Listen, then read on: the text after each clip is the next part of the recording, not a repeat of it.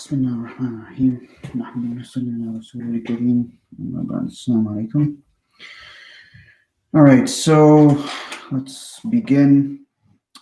Donating blood and plasma, is this permissible or not?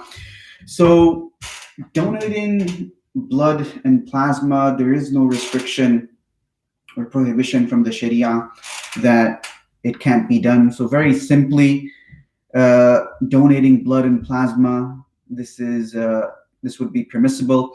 The question arises when it comes to organ donation, and this is where you have scholars disagreeing with one another because it's a contemporary issue. So obviously you are going to have contemporary scholars disagreeing with each other. There is something written on this topic, organ donation. I think I may have mentioned it before in one of my previous sessions. One of the scholars from England has written extensively on this topic. I think it's a 50-page fatwa where he discusses organ donation. He discusses the scholars who outline the prohibition, and he also mentions the scholars that discuss the permissibility of organ donation. At the end, I believe, if I recall correctly, I don't want to misattribute something towards this individual, but his conclusion was that it is permissible for one to donate his organs after death.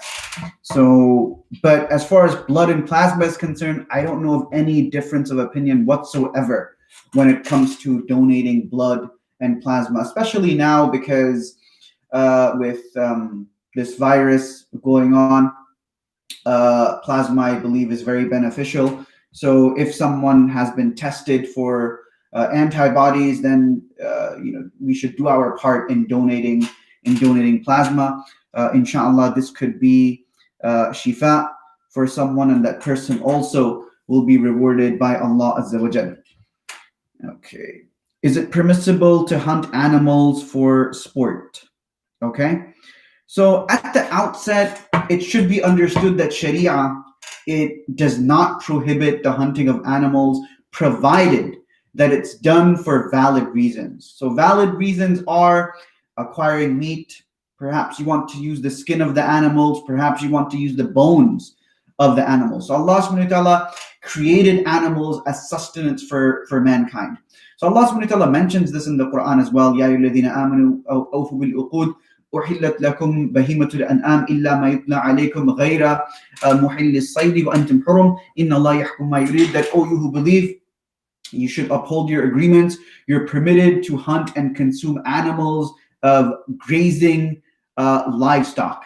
So it is makruh, however, to hunt animals merely for sport without the intention of deriving any kind of benefit. And also it's just impermissible to hunt and kill animals for the sole purpose of seeking thrills and pleasures. So if you're out there hunting an animal simply because you want a 14-point deer or something, or you just want to hunt a large animal, this is something that the Sharia has prohibited, because you're not doing anything with the animal. You're not deriving any kind of benefit. So there has to be some benefit that is taken from that animal. You can't just kill an animal for no reason whatsoever. It has to be done for a valid reason: acquiring meat, acquiring the skin of the animals, acquiring the bones of the animal. And there is a hadith to this in this respect in Sunan Nasa'i.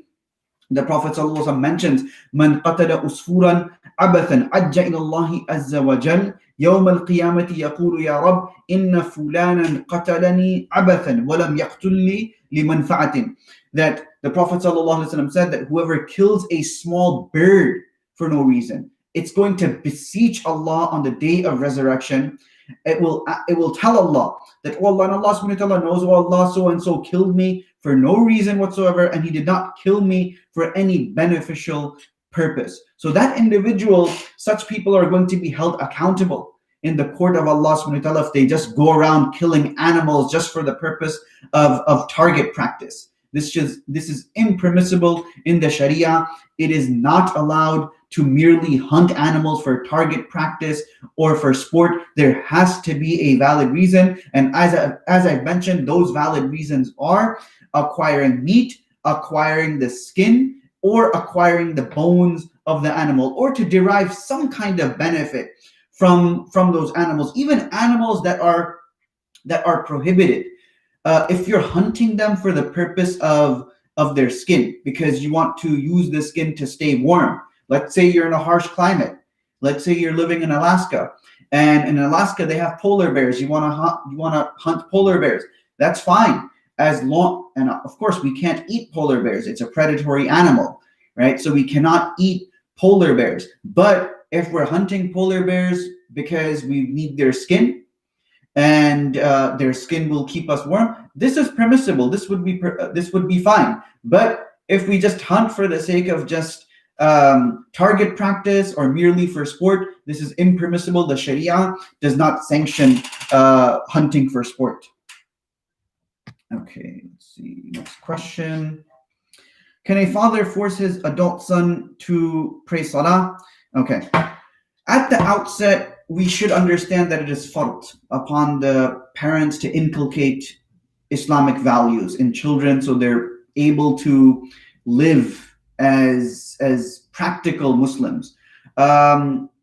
This is what Allah subhanahu wa ta'ala mentions in the Quran as well. Ya ayyuhalladhina amanu qu anfusakum wa ahlikum nara waquduha an-nasu bil hijara alayha malaikatun ghiladun shidadun la ya'suna Allah ma amarahum wa yaf'aluna ma yu'marun. So Allah subhanahu wa ta'ala in this verse in Surah Al-Tahrim states that, "O you who have believed, protect yourselves and your families from a fire whose fuel is people and stones, over which angels are appointed, harsh and severe. They don't disobey Allah Azza wa Jal in what He commands them, and they do as they are commanded."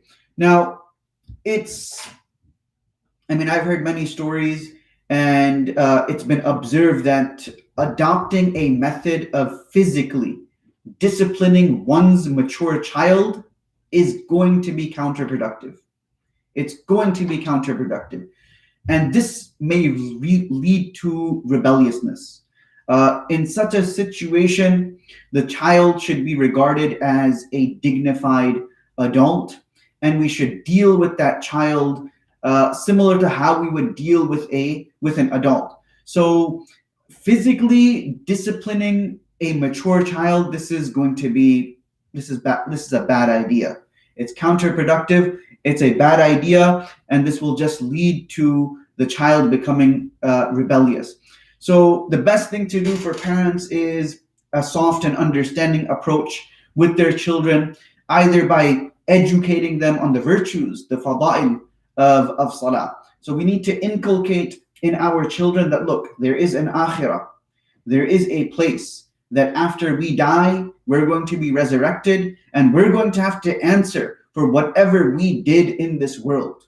We're going to have to answer for whatever we did. If we lived our lives according to the pleasure of Allah Azza wa Jal, then our akhirah is going to be a better place. Our hereafter is going to be a better place. But if we live our life in this world as similar to how atheists live their lives, without a care in the world, do whatever they want, right? A very laissez-faire attitude, then such people are going to be subjected to the chastisement and punishment and wrath of Allah subhanahu wa ta'ala in the hereafter.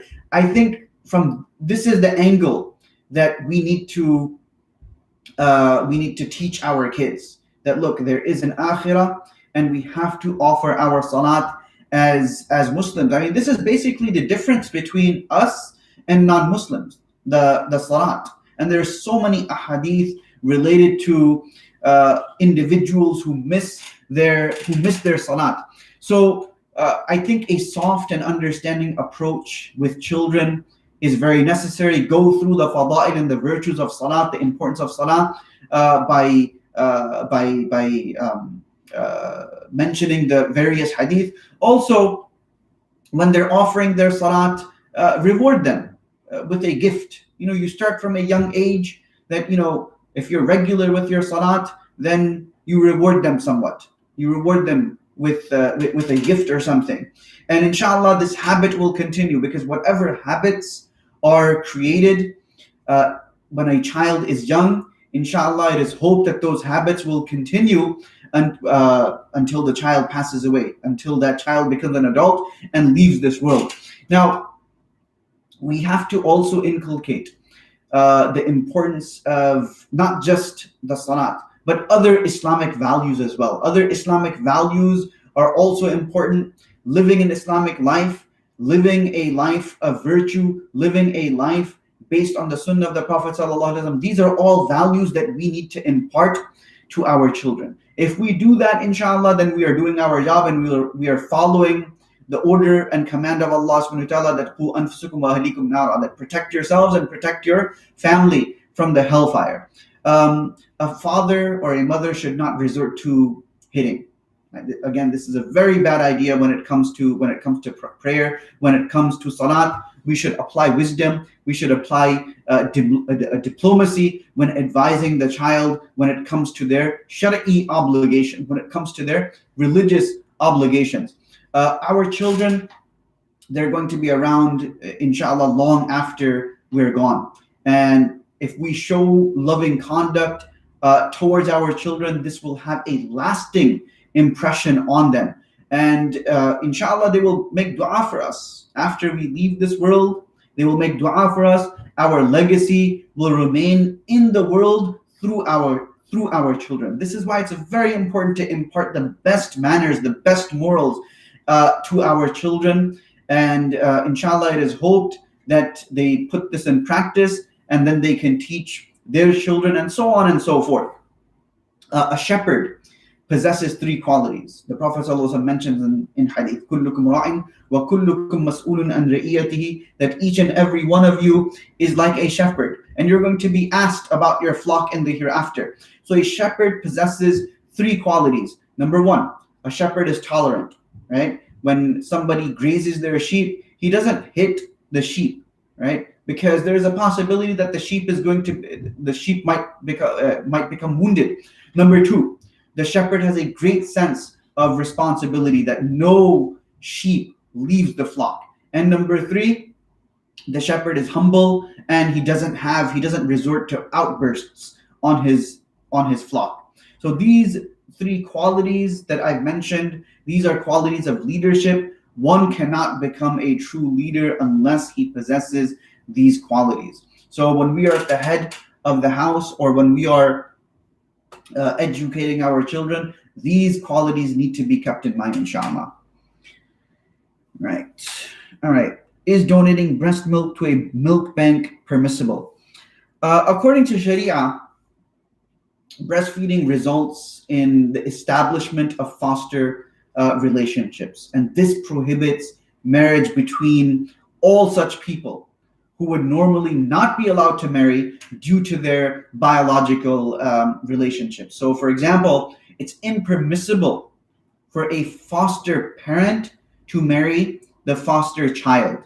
Okay, it's impermissible for the foster parent to marry the child's ascendants or descendants.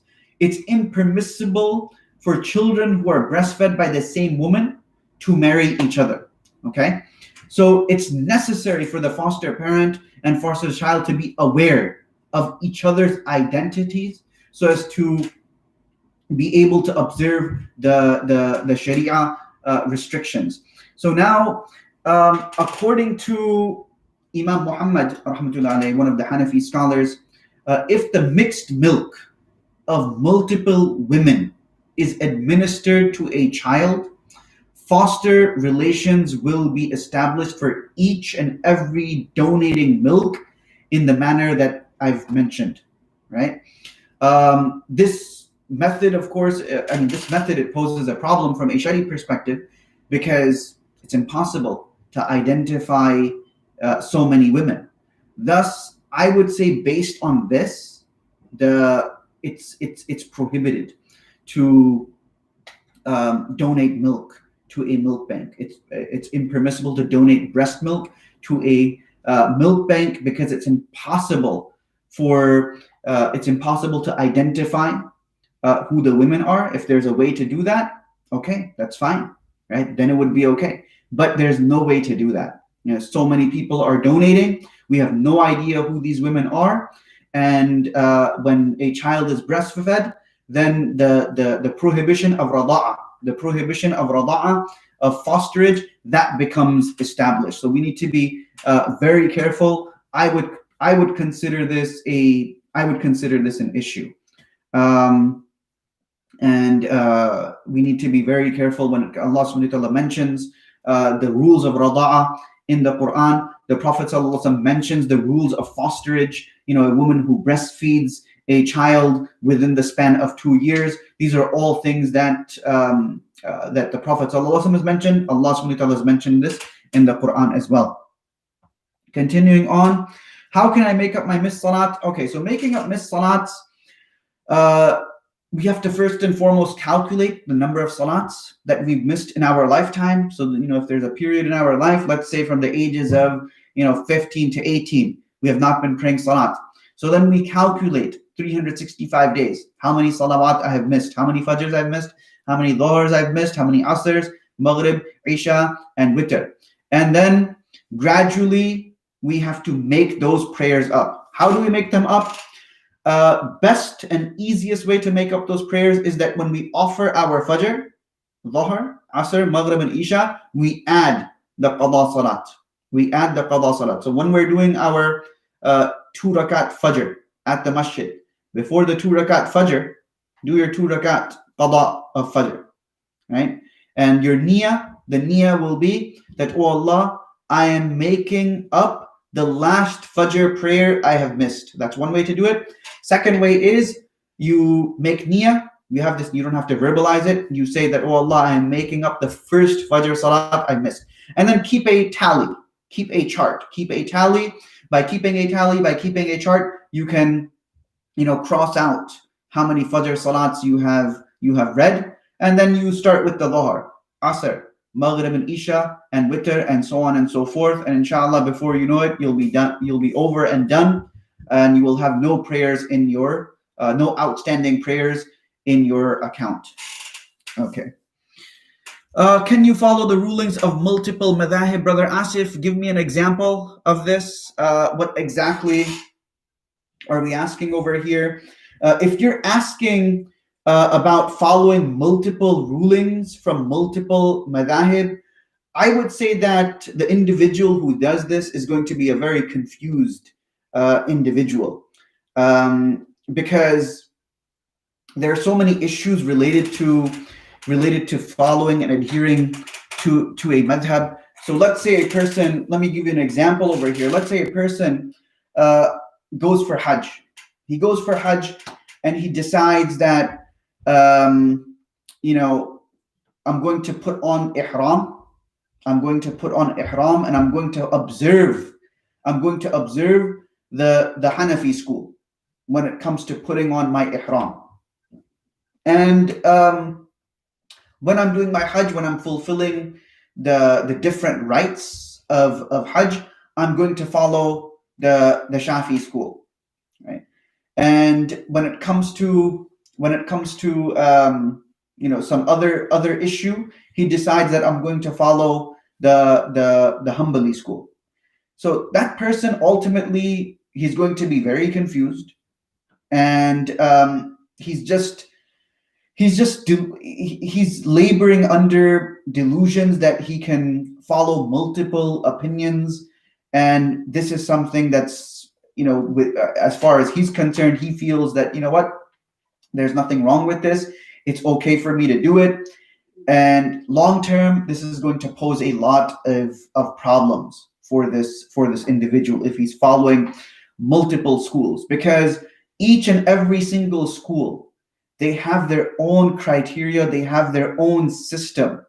There is something in all of the schools which is very common, and that is plurality of opinions. Remember this.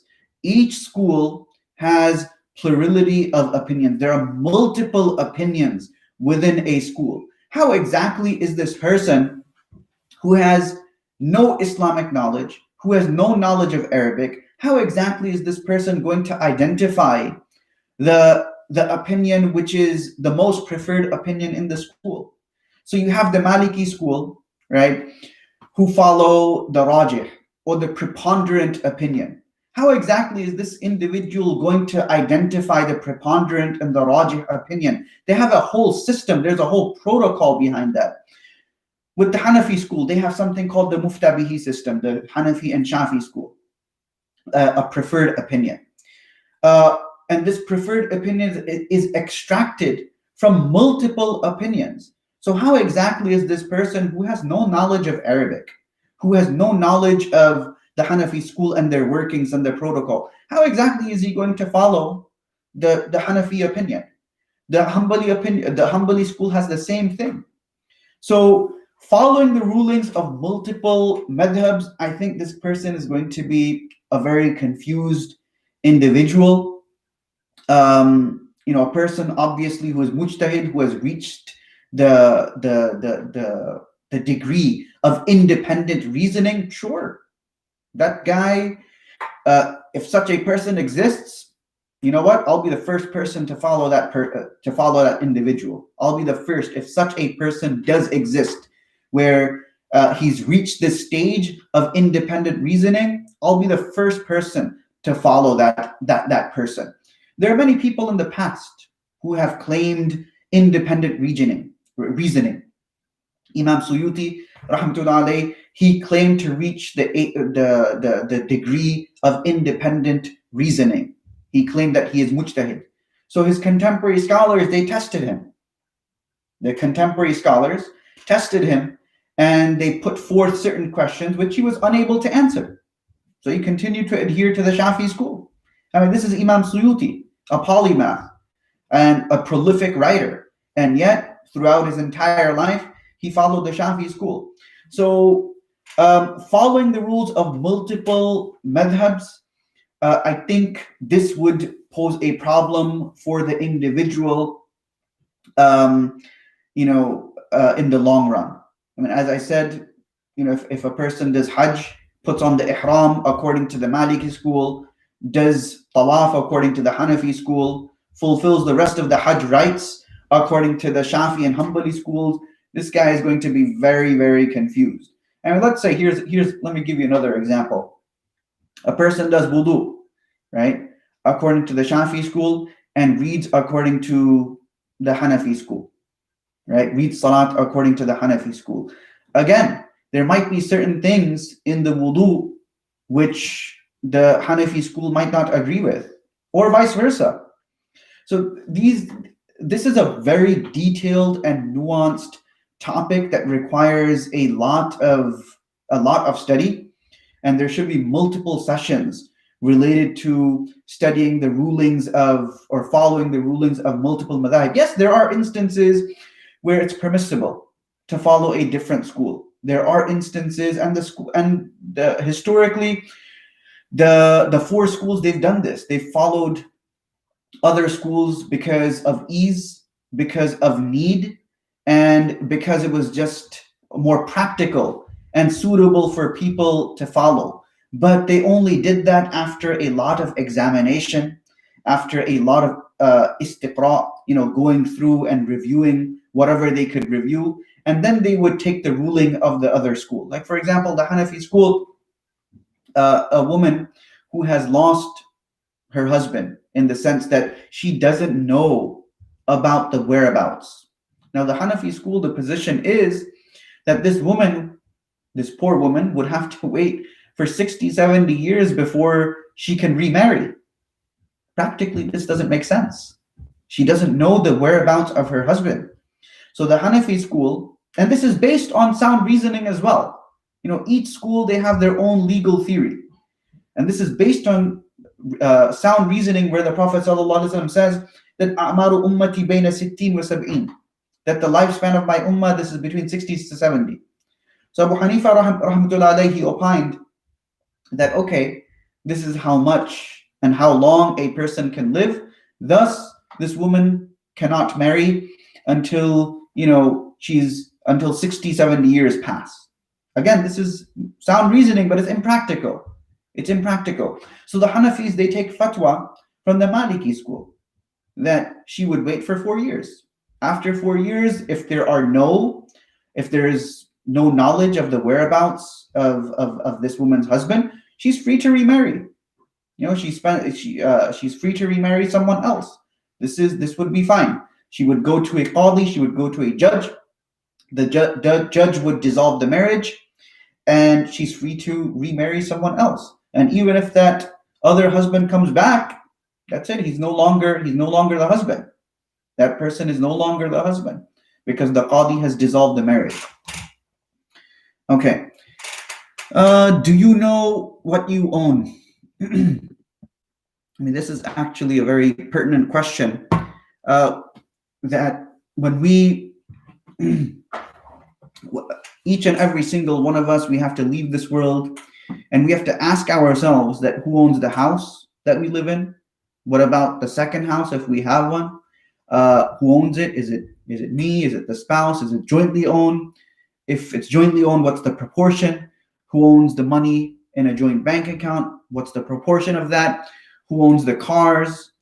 Is it one individual, or is it for family use? Who owns the cell phones and computers in the home? Who owns the household utensils and furniture? These are important things that we should know and identify. And the reasoning behind this is that, look, death is a reality. We have to leave this world.